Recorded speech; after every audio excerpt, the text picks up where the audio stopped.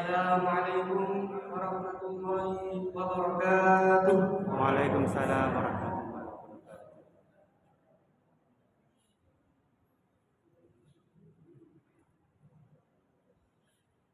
A'udzu billahi minasy syaithanir rajim.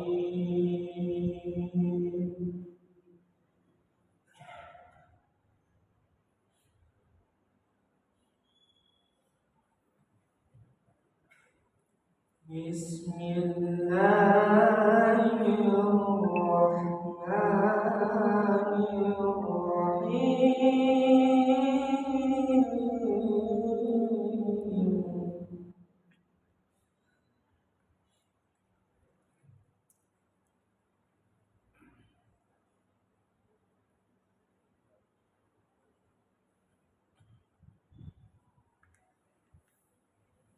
Wa ma kana rabbuka liyuhlikal qura bi-dhulmin wa ahluha muslihun.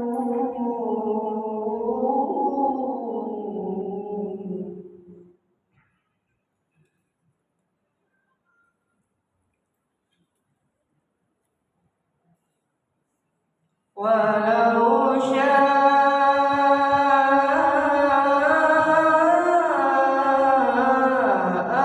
rabbuka laja'alan nasa ummatan wahidah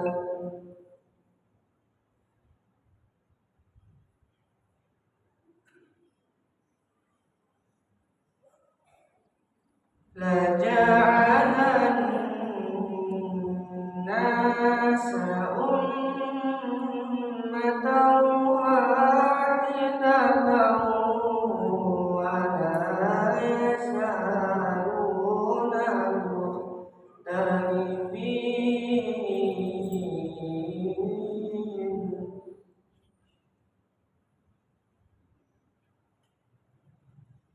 illa man rahima rabbuk walidhalika khalaqahum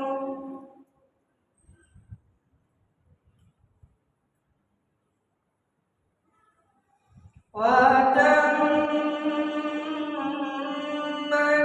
kalimatu rabbika la'amla'anna jahannam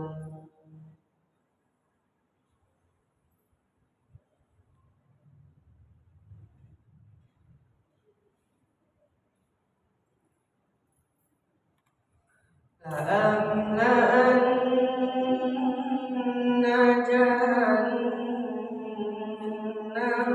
minal jinnati wan nasi ajma'in.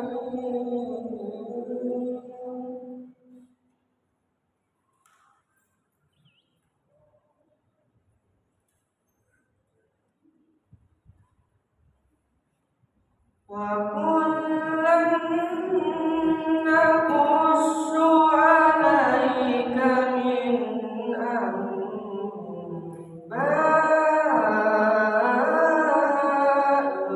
rusuli ma nuthabbitu bihi fu'adak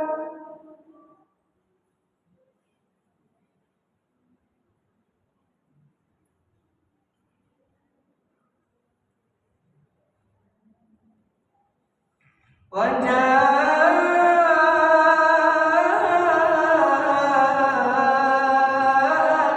fi hadhil haqqu wa maw'izatun wa dhikra lil mu'minin.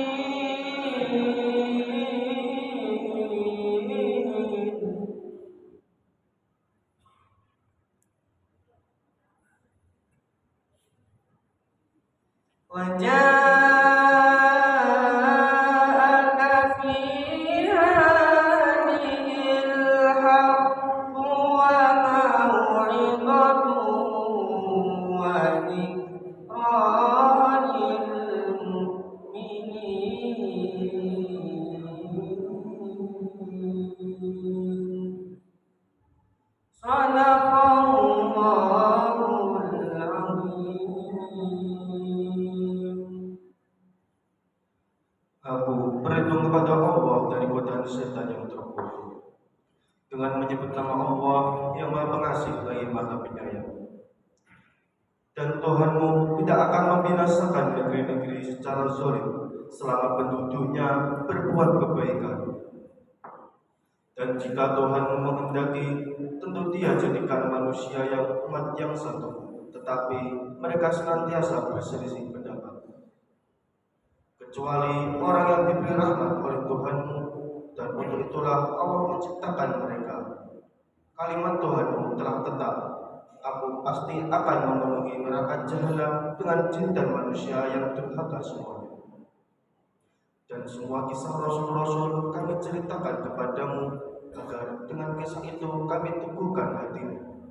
Dan di dalamnya telah diberikan kepadamu segala kebenaran, nasihat, dan peringatan bagi orang yang beriman. Maha benar Allah atas segala firman-Nya. Wassalamualaikum warahmatullahi wabarakatuh.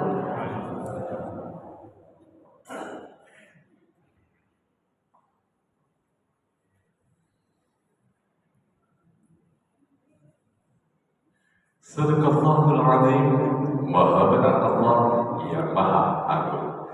Bapak Ibu para jemaah yang dirahmati oleh Allah, Ananda berdua adalah salah satu kebanggaan bagi siswa SMA Muhammadiyah 1 Gersik, yang mana kepala sekolahnya insya Allah asli Giri. Insya Allah hadir saat ini bersama-sama guru pendampingnya ini. Jadi, terima kasih kami sampaikan untuk teman-teman dari SMA Muhammadiyah 1. Dan kabarnya sih saat ini sudah membuka pendaftaran siswa baru untuk tahun pelajaran 2025-2026. Jadi, baik Bapak Ibu para jemaah yang dirahmati oleh Allah, tibalah saatnya saat ini kita akan ikuti bersama kajian Ahad pagi yang akan disampaikan oleh Ustaz Muhammad Rifki Rosyidi LCMAG. Beliau adalah anggota Majelis Tarjih dan Tajrid Pimpinan Wilayah Muhammadiyah Jawa Timur. Insya Allah akan mengambil tema di sini refleksi Milad Muhammadiyah yang ke-112. Insya Allah besok ya, tanggal 18 November. Ingat, tanggal 18 November adalah milad dari Muhammadiyah yang kita banggakan bersama. Untuk itu kami persilakan Ustaz Muhammad Rifki Rosyidi LCMAG, disilakan. Assalamualaikum warahmatullahi wabarakatuh.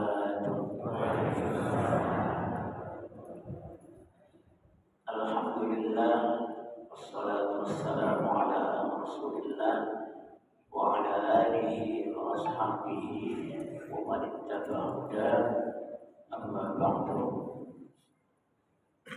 Alhamdulillah, saya bisa kembali bersilaturahim dengan warga Muhammadiyah Giri Kepumas. Mudah-mudahan pertemuan ini membawa rahmat dan memberi keberkahan bagi kita semuanya. Allahumma ja'al jama'ana hadza jam'an marhuma wa tafarruqna min ba'di tafarruqan ma'suma wa la taj'al fina wa la minna wa la man ma'ana syaqiyan wa la mahruma. Saya tak tanya sebenarnya, gimana perasaan Bapak Ibu setelah mendengar suara MC yang empuk kemudian mendengar suara saya.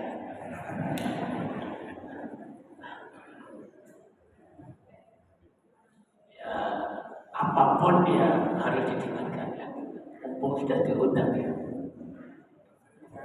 Saya membayangkan kalau seandainya jadi makmum, kemudian imamnya suaranya lembut seperti itu, aduh, mudah-mudahan suaranya lebih baik lagi ya, digunakan untuk imami dan kita syukuri semuanya. Yang kedua, kajian kita pagi ini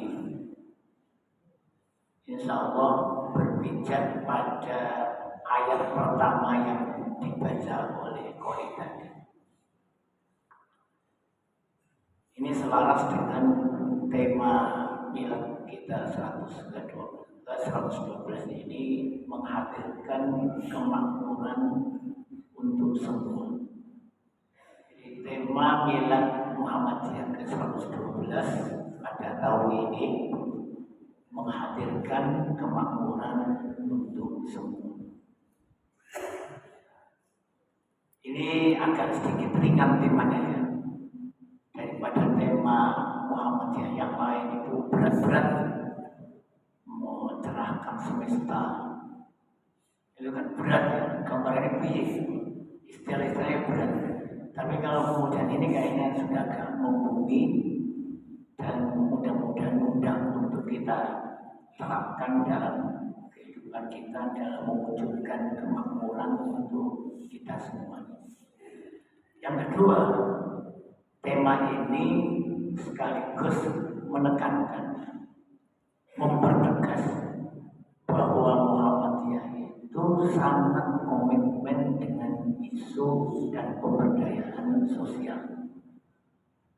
Muhammadiyah tidak mikir sendiri, tapi mikir umat. Bukan menghadirkan kemakmuran untuk sendiri, tapi menghadirkan kemakmuran untuk semua. Dan ini yang kemudian perhatian kita kepada orang lain, perhatian kita kepada lingkungan, itulah yang insya Allah menjadi penyelamat keberadaan manusia.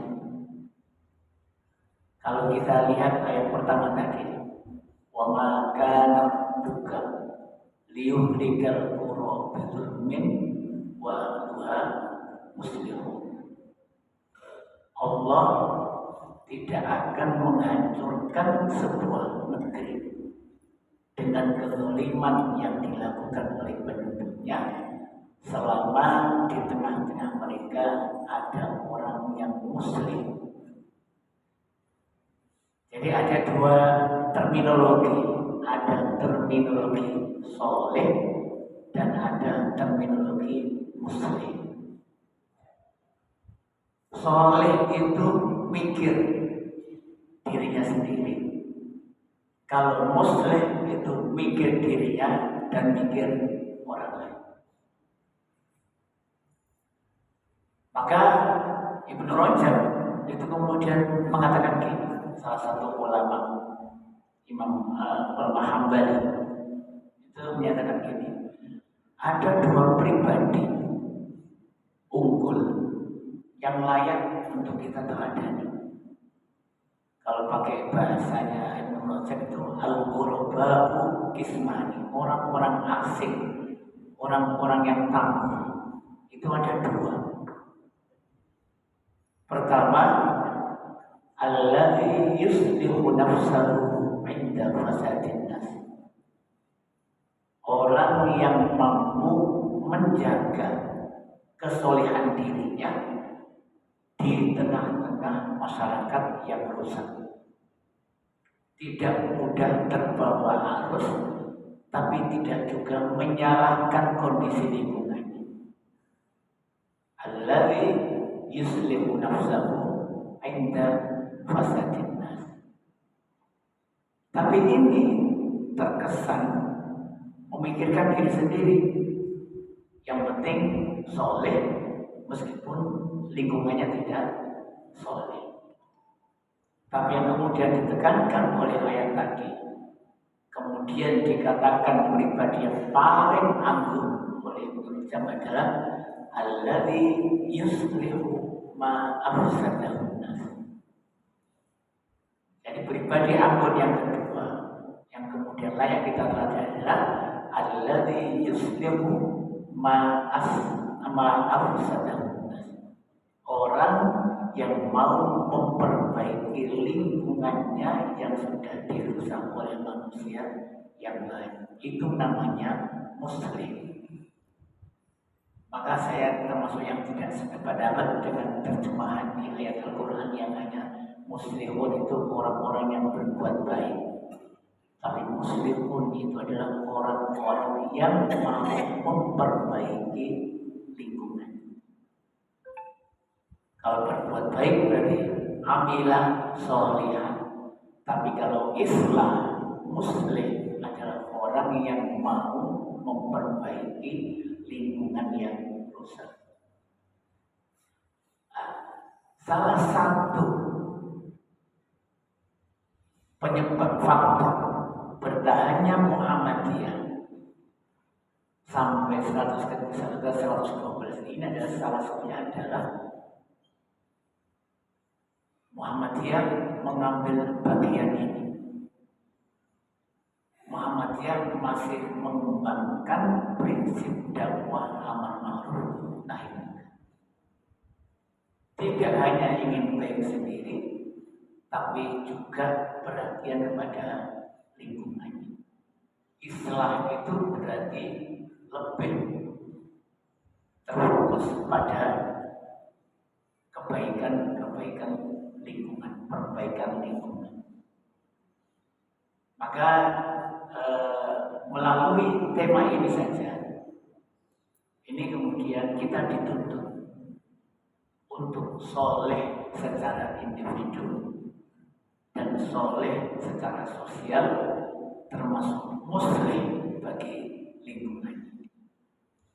Ibadahnya baik, hubungan sosialnya baik, termasuk cara memperbaiki lingkungan yang baik juga harus dilakukan dengan cara yang baik. Ini tema pertama. Jadi tema menghadirkan kemakmuran untuk semua, itu penekanan pertama adalah bahwa Muhammadiyah masih komitmen untuk memberdayakan lingkungan. Ini pertama. Yang kedua, kalau kita baca sering digunakan anak-anak muda Muhammadiyah itu semangat al-ma'ruf, semangat berbagi, semangat al-ma'ruf. Dari 6 poin yang ada di surat al-ma'ruf itu, hanya 1 tentang ibadah terkait dengan ibadah sendiri. Yang lainnya terkait dengan kepedulian sosial. Dan itu ditegaskan di ayat yang pertama bahwa orang mukmin itu adalah orang yang punya kriteria semacam itu. Kepedulian sosialnya sangat tinggi. La yadul yatim. Kemudian yahuddu ala ta'al miskin. Kemudian la yurawu. La yamna'un al-ma'ruf. Jadi orang yang beriman, indikasinya itu adalah orang yang tidak pernah menyakiti anak yatim. Kalau menyakiti dianggap juga binti. Kemudian yahuddu ala ta'al miskin. Jadi orang beriman adalah orang yang selalu menggerakkan kebaikan orang lain untuk berbagi. Kemudian bersholat, kemudian tidak pamrih, kemudian tidak pelit untuk bersosial. Ini kalau yang melakukan bangun itu lebih kepada pribadi yang mudah memberikan bantuan kepada orang lain. Maka Maka ini yang kemudian perlu ditekankan dari tema menghadirkan kemakmuran untuk semuanya. Yang kedua, kita fokus pada kemakmurannya. Fokus pada kemakmurannya. Kita tidak bisa lepas dari pembahasan Al-Quran. Kita harus yakin bahwa kemakmuran yang paling sempurna itu adalah kemakmuran yang kita nikmati nanti di surga. Tidak ada kemakmuran yang sempurna di dunia ini. Yang paling sempurna adalah kemakmuran di surga. Maka nanti kita akan mengkaji surat Al-Hijr, kemudian surat Al-Zariyat terkait dengan bagaimana kondisi manusia ketika dalam kemakmuran, kemudian cara menuju kemakmuran itu bagaimana. Bayangkan di surga itu lahum ma yasha'una fiha wa ladaina mazid. Semua kebutuhan terpenuhi, bahkan ditambah. Kita ini kan sering ketika lama tidak bertemu dengan saudara atau teman, kemudian ketemu makin gemuk, dan kemudian sekarang sudah makmur ya. Kemudian ketika berkunjung ke rumahnya sudah bersih. Kemudian dikatakan di depan rumahnya ada mobil, sudah makmur dan lain sebagainya. Sehingga pada prinsipnya pemahaman kita tentang kemakmuran itu adalah bersifat lahiriah. Sandang, paman. Padahal ada satu unsur yang paling penting adalah kondisi hati. Kondisi hati. Sahabat itu kalau dilihat dari materi tidak mampu. Nabi itu kalau dilihat dari kondisi rumahnya tidak mampu.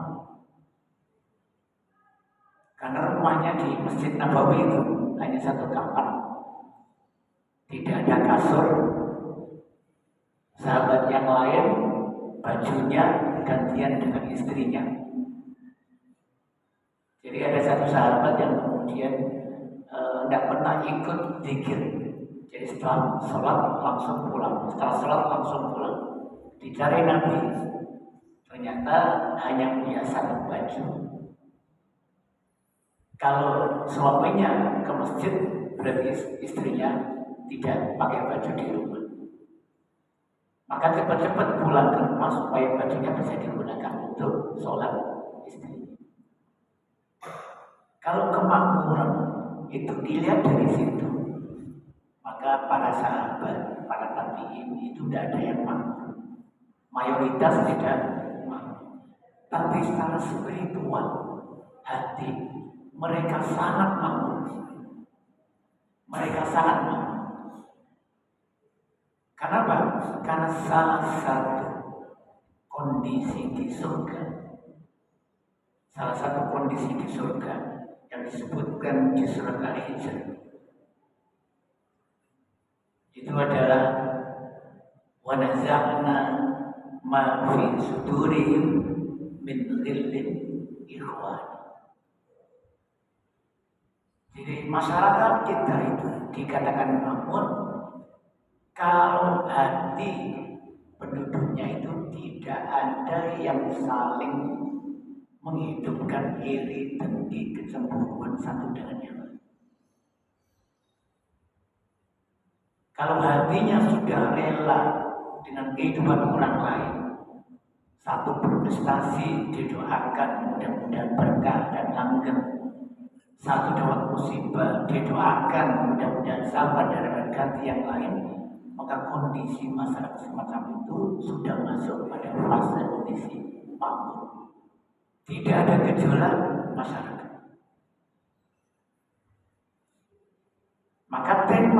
memakmurkan untuk semua, mereka untuk semua. Berarti kita ini dituntut, warga Muhammadiyah ini minimal dituntut untuk lebih banyak memperhatikan, memberdayakan lingkungan sekitarnya daripada harus memikirkan individu diri sendiri. Ini poin penting di tema kita ya. Salah satu contoh konkret, nanti kita sebut lagi di indikasi cara menuju ke situ, adalah kehidupan orang Ansor dan orang Muhajir.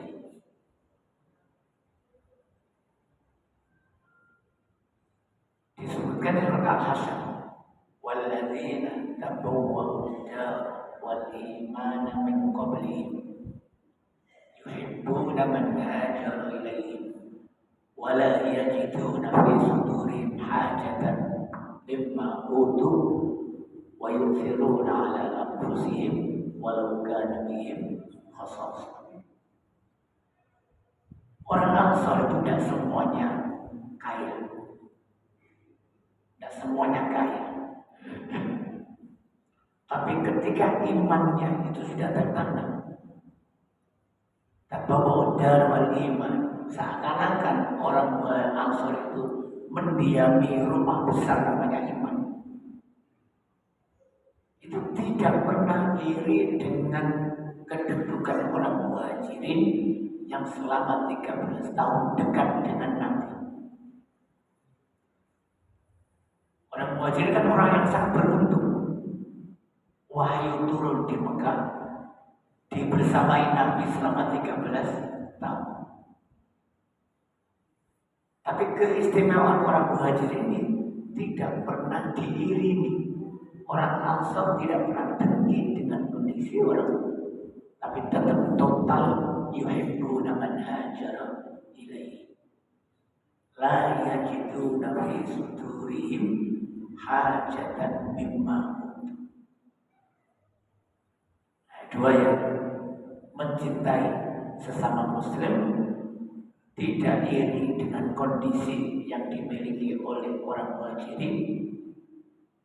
Lebih dari itu, yu'thiruna 'ala anfusihim walau kana bihim khasasah.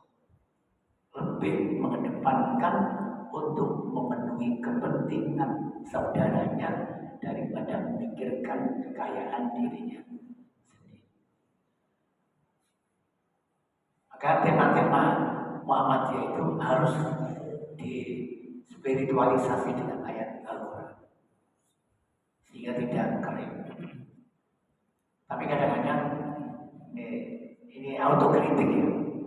Rasisme itu kadang-kadang lebih banyak mikir orang lain daripada mikir warga. Karena guru Muhammadiyah banyak yang belum makmur tapi sudah bantu sekian triliun ke yang lain. Ya kan? Jadi rasisme harus banyak memikirkan nasib guru ngaji dan lain sebagainya, lebih diberdayakan warga Muhammadiyah yang belum punya pekerjaan dikasih modal untuk bisa bekerja, baru kemudian banyak. Nah kita ini kan obsesinya besar sekali, bantu triliunan ke luar negeri, bencana yang paling pertama, tapi mungkin di tengah kita masih banyak yang belum. Ya bantu, tetap bantu, yuk firuna ala musim, tapi jangan kemudian yang internal terbengkalai. Ini autokritik bagi kita semua. Karena rasisme PWM itu banyak-banyakan uang, kan gitu. Tapi sudah berapa banyak yang diterima oleh guru ngaji kita? Gimana Bu? Kepala sekolah? Wa nazarna ma fi sudurihim min dhillin ikhwan. Jadi posisi nanti kita di surga itu beda-beda. Ada yang hanya di pintunya saja, ada yang hanya dikasih ambunya saja, baunya saja, ada yang naik tinggi dan lain sebagainya. Tetapi derajat dan kondisi di surga, perbedaan apapun tidak ada sedikit pun rasa iri dengki dengan kedudukan yang dimiliki oleh orang lain. Mungkin enggak kondisi ini kita hadirkan di sini. Di Madinah pernah hadir khairul qurun, dan kita bisa, tapi fase untuk melakukan itu juga berat. Ada satu kisah inspiratif dari Abu Dujana terkait dengan kondisi hati kita. Maka sebenarnya makmur itu tergantung hati kita untuk memaknai makmur itu. Ketenangan itu bukan ada pada keterpenuhan materi, tapi ketenangan itu ada pada sikap hati mensikapi materi yang kita terima. Zaid bin Aslam itu pernah cerita ketika sowan ke rumahnya Abu Dujana. Abu Dujana ini sahabat yang ketika sakit itu tidak pernah merasakan rasa sakit. Nah, pas kebetulan Zaid bin Aslam ini sowan ke rumah Abu Dujana dalam kondisi sakit, tapi wajahnya cerah, tidak mengeluh. Kalau kita kan misalkan baru masuk rumah sakit gitu, kemudian teman-teman kita kunjung itu kan ceritanya banyak. Kemudian ya Allah itu saya kok diberi penyakit seperti ini, nanti gemuk sedikit, kok berat sekali badan saya. Tapi Abu Dujana itu bilang gitu, ma liwajhika yadahal, aura wajah jenengan kok cerah padahal sakit, senyum. Itu ternyata punya resep. Resepnya pertama itu anala atakallamu fi ma la ya'ni. Saya tidak ngomong kalau tidak penting. Itu bukan, kalau bukan bagian saya tidak akan ikut campur di situ. Yang kedua ini kemudian terkait dengan hati kita. Wa kana qalbi lil muslimina saliman. Hati saya ini tidak menaruh dendam apapun dengan orang Islam. Ada teman berprestasi, belum pokok jadi kepala bidang, kemudian naruh. Maka kondisinya kemudian perlu kita hadirkan dalam lingkungan kita. Kan sering kita mendengarkan iyyakum wal hasad, jauhilah olehmu hasad. Kemudian di surat Al-Hujurat, ijtanibu katsirun minadh dhanni, jauhi olehmu bersangka dengan yang lain. Dan itu ada kondisi hati kita. Maka bukan sandang, bukan pangan, bukan papan sebagai simbol kemakmuran seseorang, tapi kondisi hati dalam mensikapi apa yang diterima itu yang lebih penting. Kalau hatinya belum tertata, belum siap, maka sebanyak apapun materi yang kita terima pasti akan kurang. Tapi ketika hati kita sudah tertata, sudah bersih, maka sedikit yang kita terima pasti ada keinginan untuk berbagi dengan orang lain. Setelah itu nanti dikaji sendiri, karena dari hati ini kemudian timbul kenyamanan. Udkhuluha bisalamin amin. Orang di surga itu merasa nyaman, merasa aman, tidak takut dan khawatir dengan bahaya yang akan menimpanya. Maka salah satu kata-kata yang viral di surga nanti adalah salam tahiyyatu fiha salam. udkhuluha bisalamin amin. Maka bagaimana kondisi masyarakat kita itu kemudian kita jadikan nyaman semacam itu. Dan itu menjadi indikator ukuran keimanan kita. Ukuran keimanan kita. Kepedulian dengan lingkungan itu menjadi ukuran keimanan seseorang. Termasuk perhatian terkait besok tetangga saya makan apa. Hari ini saudara saya makan apa. Karena ada hadis gini, wallahi la yu'minu, wallahi la yu'minu, wallahi la yu'minu. Keimanan seseorang itu tidak sempurna kalau dia bisa tidur nyenyak, sementara saudaranya ada yang tidak bisa tidur karena kelaparan, sedangkan dia mengetahuinya. Wajaruhu ja'iun bijambihi wa huwa ya'lam. Ini penguatan tema. Jadi tema di atas tema milad kita itu lebih mendorong kita untuk mewujudkan masyarakat yang tentram, yang nyaman, sehingga kemakmuran spiritual, kemakmuran moral itu jauh lebih diperlukan daripada kemakmuran materi atau sandang, pangan, dan papan.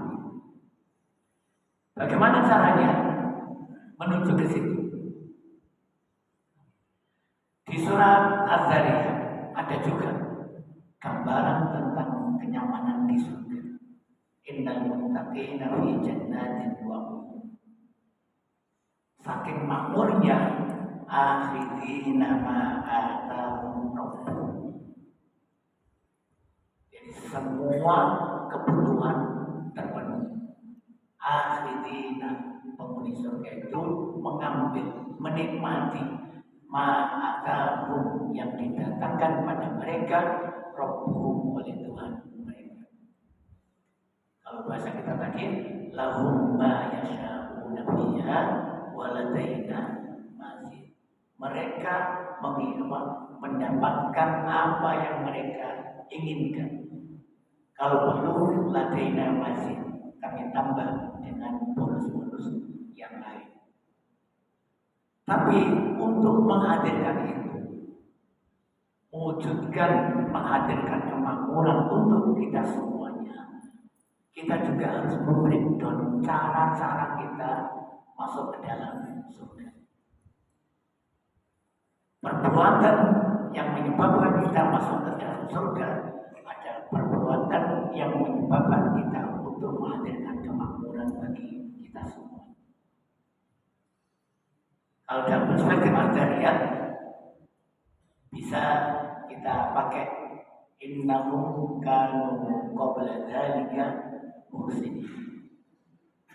Ini pertama, cara mewujudkan kemakmuran untuk kita semua adalah dengan cara ihsan.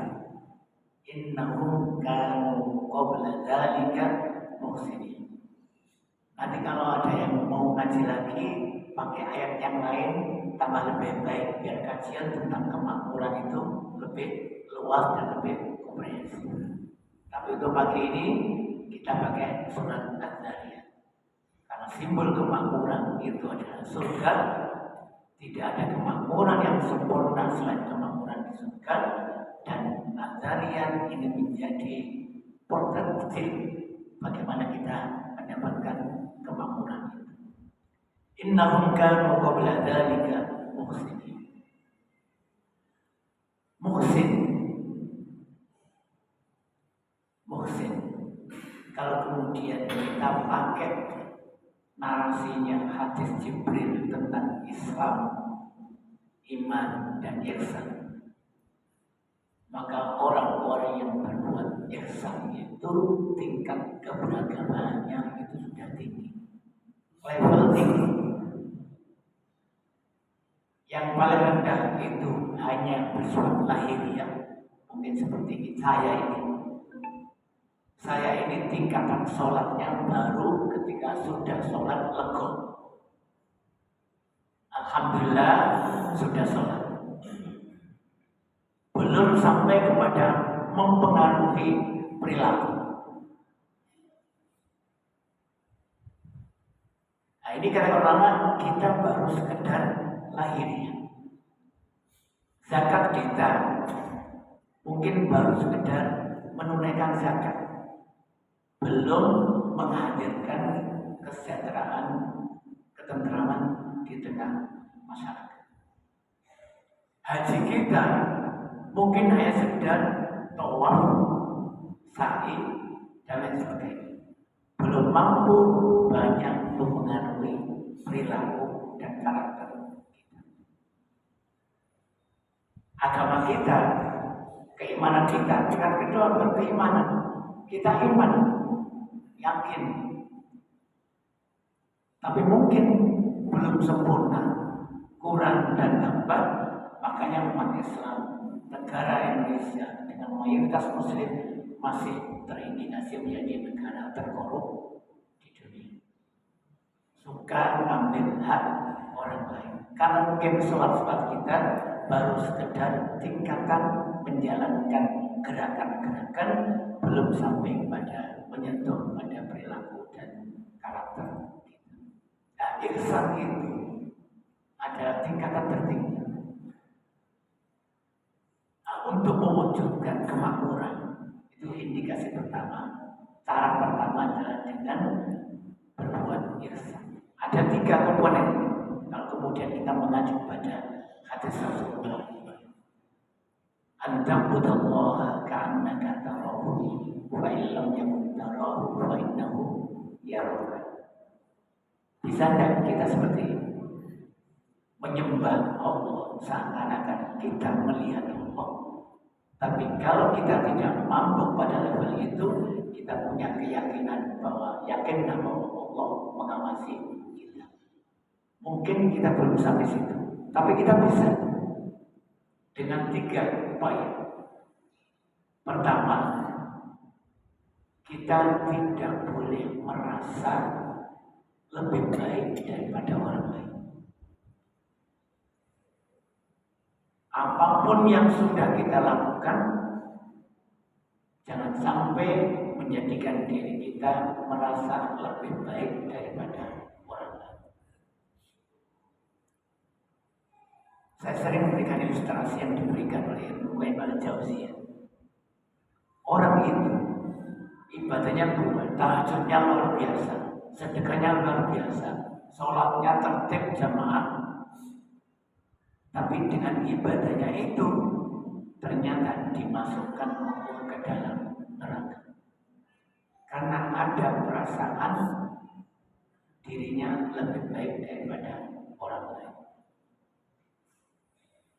Bagaimana tahu orang itu merasa lebih baik? Suka menyalahkan orang, suka menyesatkan orang, suka mengkafirkan orang lain. Artinya standar kebenaran ada pada dirinya, selain dirinya tidak benar.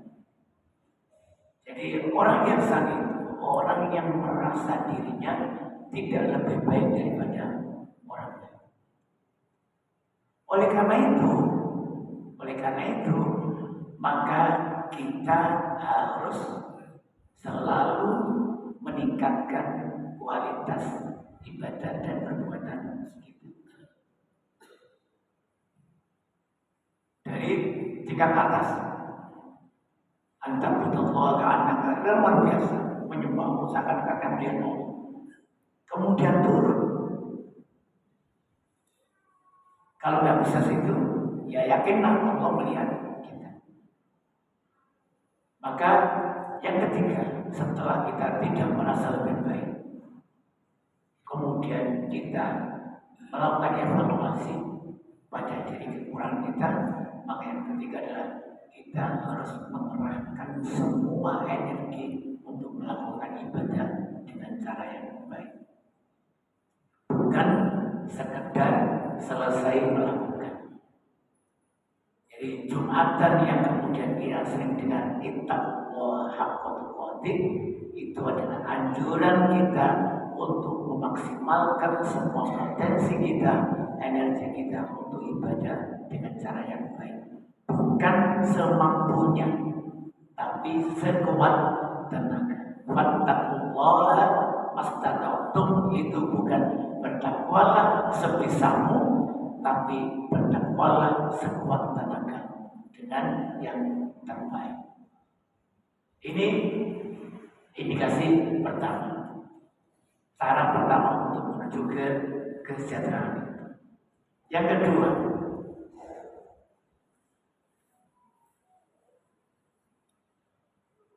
kanu qalilan minal laili ma yahjaun. Kalau letternya ini terkait dengan sholat malam, tapi kita mengambil makna yang beda. Sholat malam itu adalah wujud dari totalitas seseorang dan tingkat keikhlasan yang tinggi bagi orang itu. Maka untuk mewujudkan kemakmuran harus total. Bagaimana nggak total? Waktu enak-enak tidur harus bangun malam. Bagaimana tidak ikhlas orang-orang tidur kemudian kita sendiri menghadap Allah. Maka untuk menghadirkan agar kita bisa mencapai mendapatkan surganya Allah di akhirat dan menciptakan kemakmuran, kenyamanan bagi lingkungan kita, maka totalitas dan keikhlasan hati itu yang kemudian menjadi poin kedua dan ketiga. Kita ambil pelajarannya. Karena ini refleksi milan, maka kita ambil salah satu bentuk totalitas dan keikhlasan Ahmad Dahlan.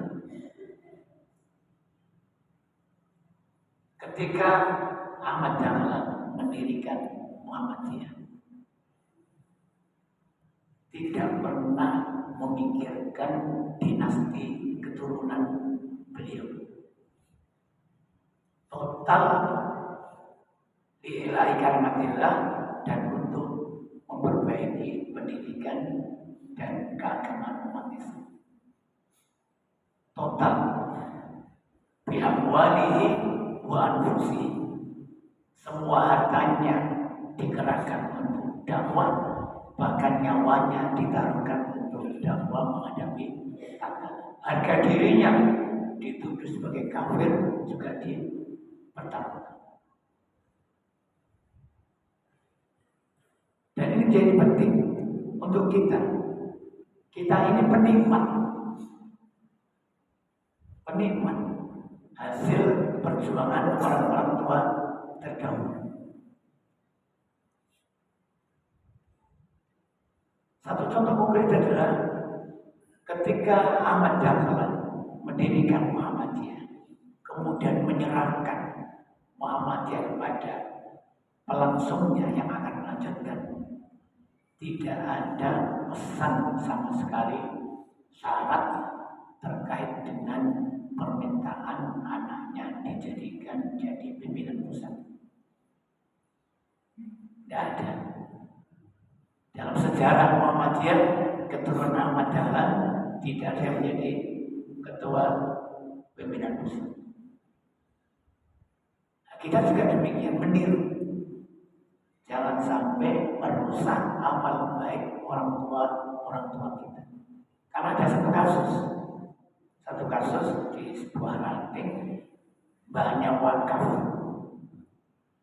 bapaknya itu wakaf, kemudian dia punya anak, agar anaknya dijadikan kepala sekolah karena mbahnya yang wakaf tanah itu.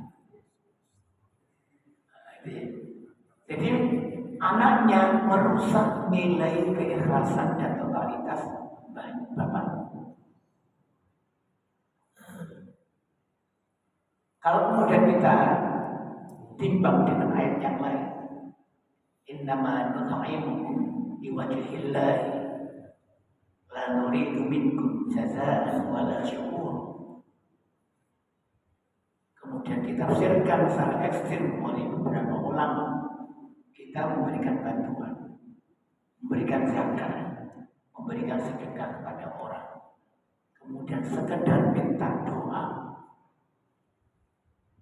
Doakan mudah-mudahan ibu saya sehat, rezeki saya lancar, pekerjaan saya lancar. Sekedar itu saja, maka ucapan kita minta doa itu sudah mengurangi nilai keberkahan dan keikhlasan sedekah yang kita beri.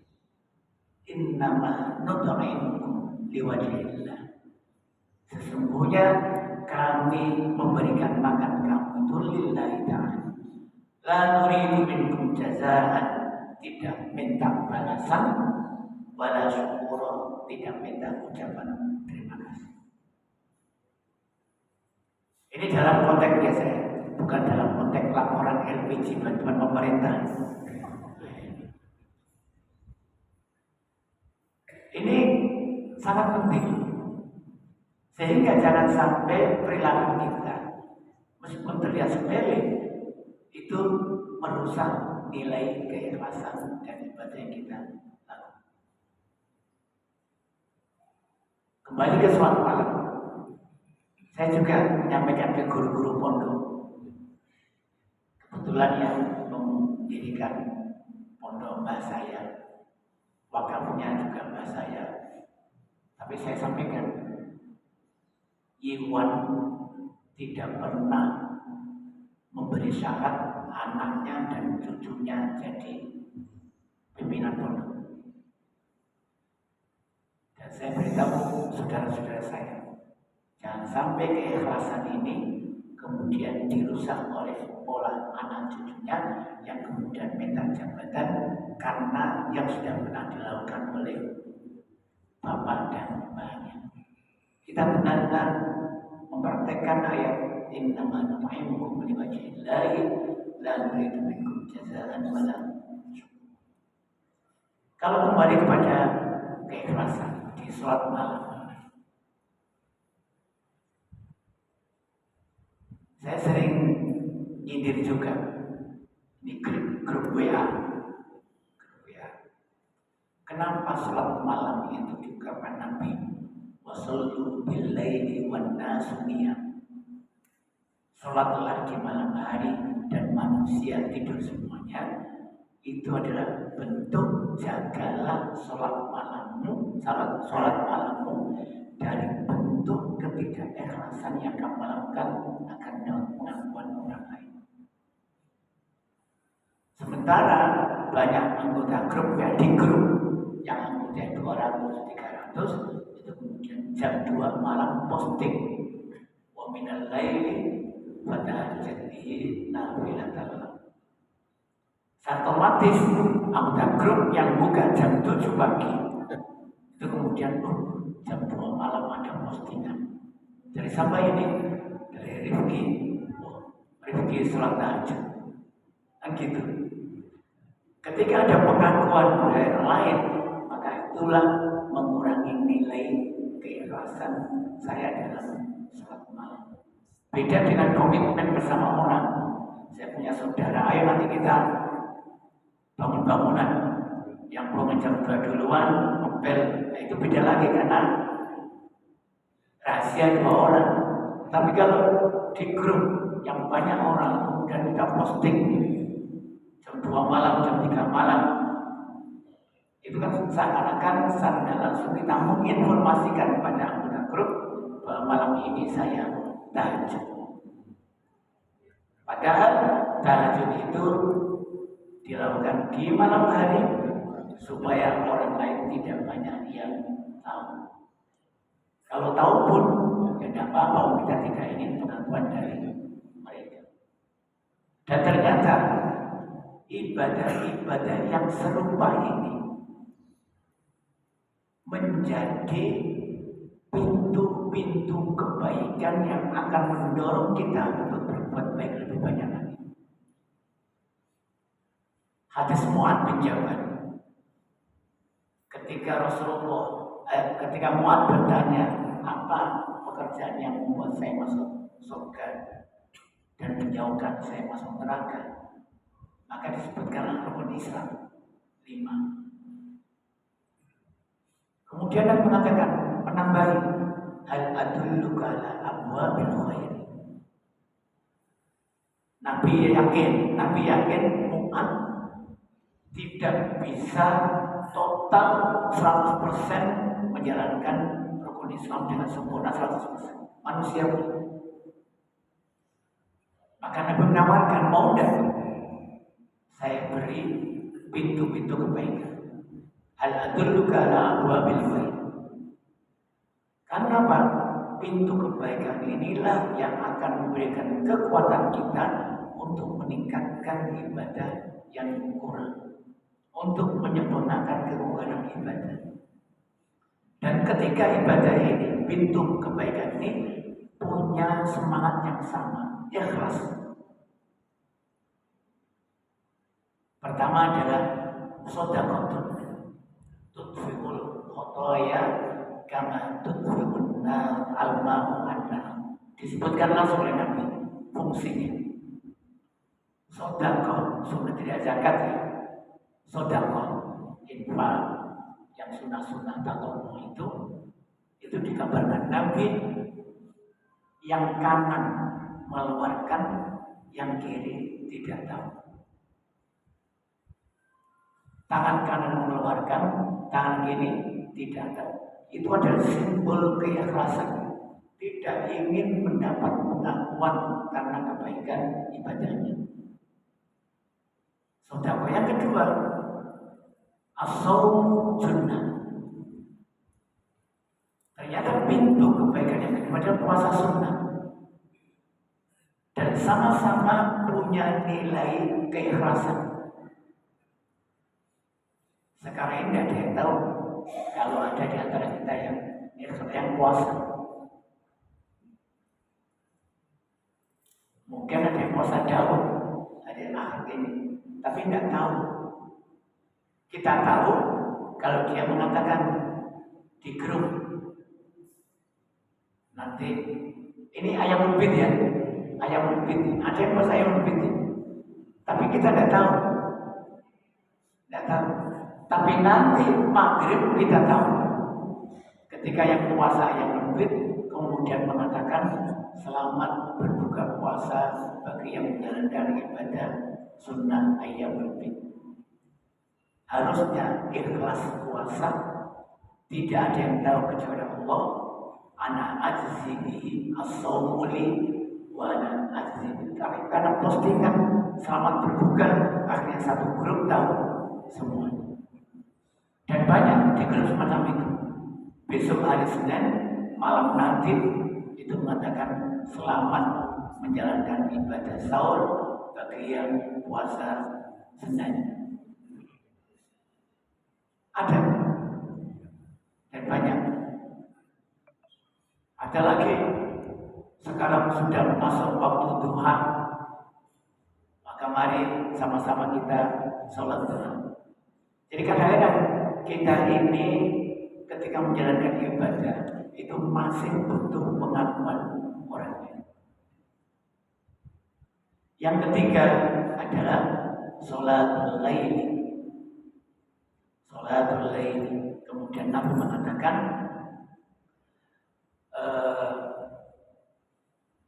di surat As-Sajdah itu,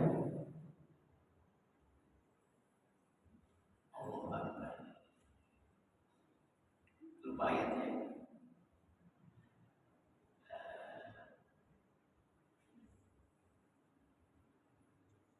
Tatajafa junubuhum anil madaji'i yad'una rabbahum khaufan wa tama'an wa mimma razaqnahum yunfiqun. Itu ibaratnya surat malam.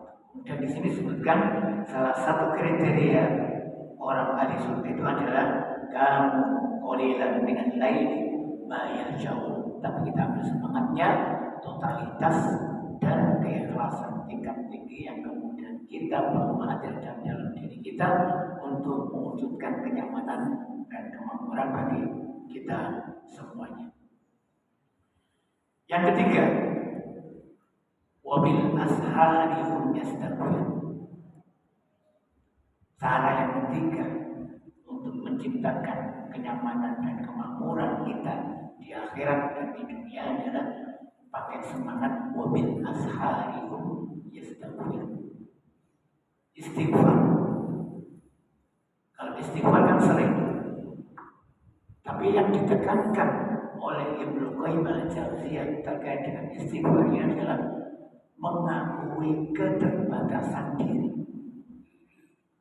Orang itu tidak akan beristighfar kalau tidak merasa salah. Tidak mungkin orang akan minta maaf pada orang lain kalau tidak merasa pernah melakukan kesalahan. Maka ada dua prinsip istighfar yang kemudian istighfar ini bisa mengambil diri kita. Musyahadatul minnah, mengakui keagungan Allah. Jadi tepat mengadu pada Allah. Yang kedua adalah mutola'atu aibin nafsi, mengakui keterbatasan diri. Semangatnya semangat mengoreksi, muhasabah, introspeksi, merasa tidak sempurna. Kalau ini yang kita lakukan, otomatis kita akan meningkatkan perbuatan kita kembali kepada semangat al-ihsan, kembali kepada semangat. Yang kedua, dalam kehidupan sehari-hari, mengadulah ke orang yang tepat. Istighfar itu ibaratnya kita ini mengadu ke zat yang tepat. Kita kurang mengadu pada yang zat yang sempurna. Dalam kehidupan sehari-hari ada masalah apapun, jangan mudah bercerita kepada orang lain, tapi berceritalah kepada orang yang tepat, yang bisa memberikan solusi dan bisa menjaga amanah yang kita berikan. Ketidaknyamanan yang terjadi di tengah-tengah masyarakat adalah ketika ada orang yang tidak bisa menjaga amanah. Apapun yang diterima disampaikan. Bahkan hasil rapat di ruang tertutup sama guru itu kemudian keluar diekspos ke hubungan rumah tangga. Ada masalah dengan suami istri, kemudian suratnya ke Facebook dan lain sebagainya. Mengadulah ke orang yang tepat. Tidak mudah mengeluh, tidak mudah merasa lebih baik, tapi evaluasi, muhasabah diri agar kita bisa memperbaiki diri kita sendiri. Itu indikator yang ketiga. Yang keempat, masih di surat Al-Zariyat. Wa fi amwalihim haqqun lis-sa'ili wal mahrum. Kalau yang pertama itu lebih baik pada diri kita. Yang kedua, sholat malam itu pada diri kita. Yang ketiga, istighfar itu pada diri kita. Maka yang keempat itu perhatian kita sudah kepada lingkungan.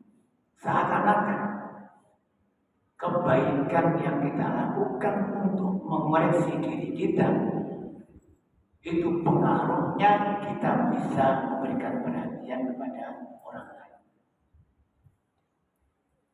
Kita perbaiki, kuatkan mental diri kita untuk berbuat baik kepada orang. Diwujudkan dengan wa fi amwalihim haqqun lis-sa'ili wal mahrum.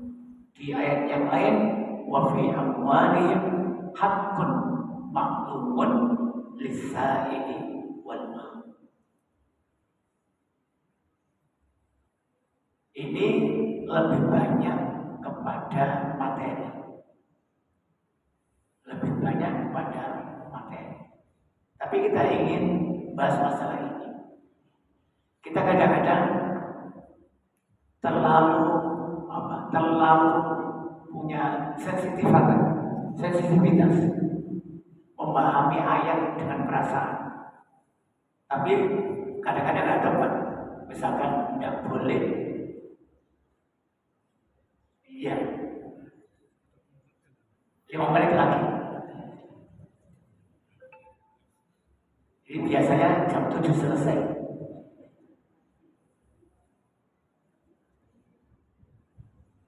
Wafi amwalihim haqqun lis-sa'ili wal mahrum. Sampai lupa ya. Kembali ke itu. Sebenarnya meminta-minta itu haram. Dalam agama tidak boleh minta-minta. La tahillul mas'alatu illa lisalasa. Minta-minta itu haram kecuali bagi 3 orang. Dan 3 orang adalah kondisi bangkrut. Tidak punya uang sama sekali, kena musibah. Maka ketika ayat Al-Quran wa masaila fala tanhar wa masaila fala tanhar itu bukan berarti pengemis, tapi orang yang menuntut haknya. Anak yatim punya harta, kita misalkan ada orang yang hutang, saya menuntut uang saya untuk dikembalikan, maka menghadir orang yang ingin mengambil haknya, itulah bunyi ayat wa masaila fala tanhar. Tapi yang perlu dibangun melalui materi ini adalah pemberdayaan. Orang Muhajirin Ansor itu miskin-miskin, tapi mereka tidak mau minta. La yas'aluna nasa ilhafa. Tidak minta, tapi hatinya berupaya untuk mandiri, bisa menghadirkan sendiri. Tapi keimanan orang-orang sahabat yang kemudian mengetahui mereka butuh. Jadi iman itulah yang mengatakan seorang memberdayakan orang yang butuhkan, dan iman itulah yang mencegah seseorang untuk minta-minta kepada orang lain. Satu gambaran misalkan orang Muhajirin kan miskin-miskin, hijrah ke Madinah, ditawari mau apa? Saya punya rumah besar, saya bagi 2. Separuh yang kamu, separuh yang saya. Saya punya uang, saya bagi 2. Kamu, saya punya istri 2. Saya ceraikan 1, tunggu hidayah nanti kamu ceraikan. Tapi sifat mandiri, tidak ingin memperhatikan orang lain, tidak ingin minta-minta, menjaga kehormatannya dari pemberian orang lain, kemudian mengatakan, saya tidak mau, tunjukkan saya pasang. Berlari alas surga. Jiwa kemandirian wira swasta itulah yang menyebabkan Abdurrahman bin Auf menjadi saudagar besar. Dari sini kemudian ketika kita bekerja, maka perhatian pada orang lain itu lebih banyak. Yang terakhir, wa fi anfusikum afala tubsirun. Kita punya potensi. Maka kita gali potensi kita. Kita lihat kekurangan dan kelebihan kita tanpa harus membandingkan dengan prestasi dan kelebihan orang lain. Setiap orang punya kelebihan dan punya kekurangan. Kalau bahasa Jawa, sawang sinamang. Enak itu rumahnya besar, tidak tahunya rumah nyampune nanti bulanannya, tahunannya masih aneh dan begitu selanjutnya. Dan begitu saja. Yang paling terakhir adalah tetap bergantung pada Allah. Tawakal itu bukan hanya menyerah, tapi setelah kita berbuat maksimal, kemudian kita berdoa sambil melakukan evaluasi kekurangan dan kelebihan, maka hasilnya kita kembalikan kepada Allah Subhanahu wa taala. Wa bisama rizqum wa ma tu'adun. Tetap yang menentukan kemakmuran dan kesejahteraan itu adalah Allah Subhanahu wa taala bagi kita. Maka kemudian semua hati kita, amal kita, pribadi kita gantungkan pada Allah Subhanahu wa taala. Mudah-mudahan keinginan kita untuk menghadirkan kemakmuran bagi bangsa Indonesia khususnya dan alam semesta pada umumnya bisa kita hadirkan dengan mengikuti langkah-langkah yang ada di surat Al-Zariyat. Dan yang lebih penting ada hati kita makmurkan dengan perasaan-perasaan bebas bersih dari segala bentuk penyakit hati, iri, dengki, cemburu, curiga, dan lain sebagainya. Kalau yang maaf, Assalamualaikum warahmatullahi wabarakatuh. Assalamualaikum warahmatullahi wabarakatuh.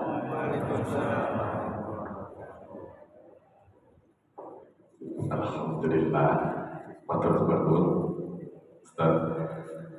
Biar tambah afdal diakhiri dengan doa dulu. Jadi, moga. Ini yang makbul doanya siapa ini? Pak Ketua PCM, nanti Pak Sekretaris aja. Oke.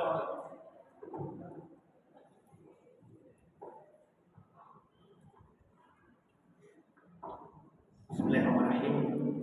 Sebelum kita mohon kepada Allah, mari kita beristighfar, mengakui kekurangan kita dan mengakui bersaksi bahwa Allah Maha segalanya. Astagfirullah, astagfirullah, astagfirullah. Ya Hayyu ya Qayyum, la ilaha illa anta, subhanaka inni kuntu minadh dhalimin.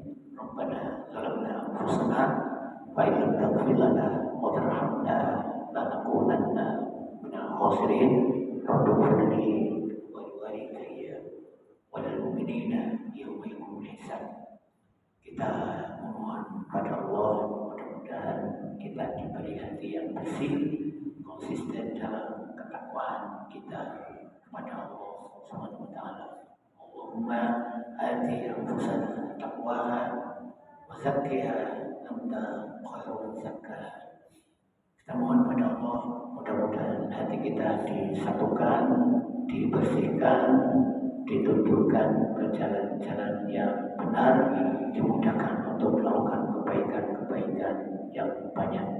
Allahumma alif baina qulubina wa aslih dhata bainana wa hdina subul salam wa najjina minadh dhulumati ilan nur wa jannibna al-fawahisha ma dhahara minha wa batin.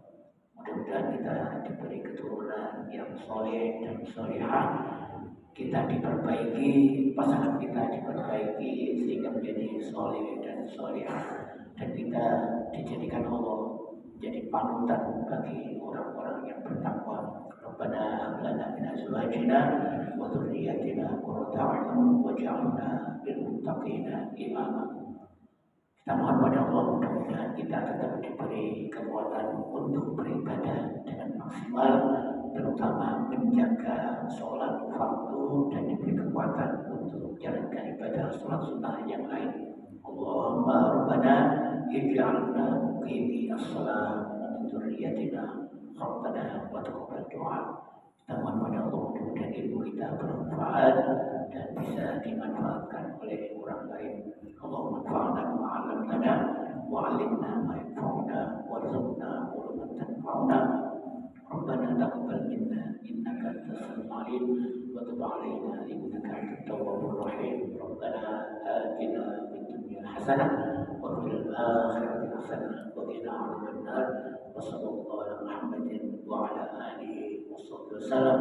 Wa subhanakallahumma wa bihamdika asyhadu an la ilaha illa anta astaghfiruka wa atubu ilaik. Wassalamualaikum warahmatullahi wabarakatuh.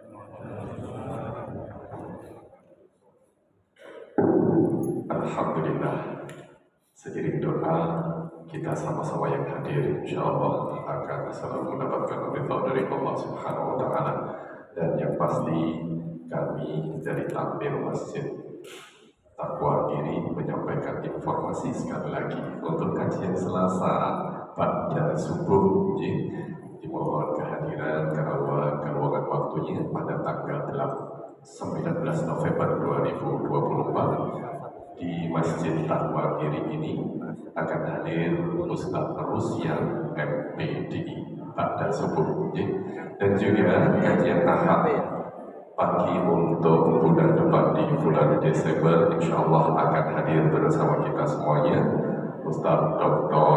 Nurbani Yusuf dari Kota Batu, dan juga pada hari Sabtu subuh, kajian subuh pada tanggal 30 November akan hadir bersama kita semuanya Ayahanda Kiai Haji Dr. Sa'ad Ibrahim dari PP Muhammadiyah. Untuk itu dicatat tanggalnya aja pada sholat subuh 30 November 2024. Insya Allah akan hadir ayahanda kita dari PP Pusat asli Kota Gresik. Dan demikian seluruh rangkaian acara di bulan November kali ini, kajian Ahad pagi kali ini. Semoga Allah memberikan keberkahan bagi kita semuanya. Amin. Allahumma amin. Pada kita akhiri dengan doa kafaratul majelis. Subhanakallahumma wa bihamdik, asyhadu an la ilaha illa anta, astaghfiruka wa atubu ilaik. Terima kasih sekali lagi dan mohon maaf. Ihdinas siratal mustaqim, fastabiqul khairat, wal qadri wa yasturun. Wassalamualaikum warahmatullahi wabarakatuh. Disilakan untuk para jemaah untuk bisa menikmati hidangan yang telah disediakan oleh teman-teman takmir dan